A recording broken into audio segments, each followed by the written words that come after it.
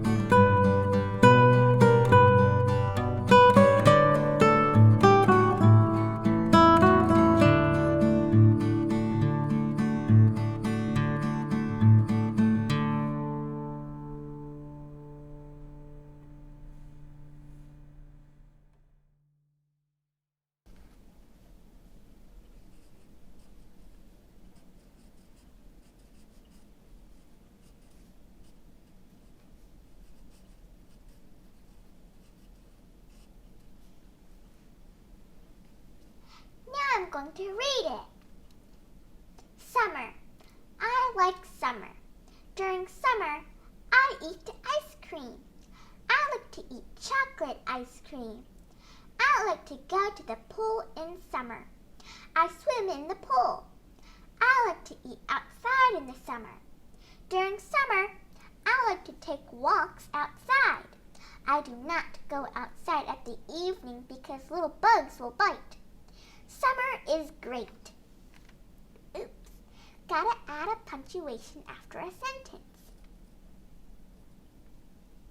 Now I'm going to add a small picture.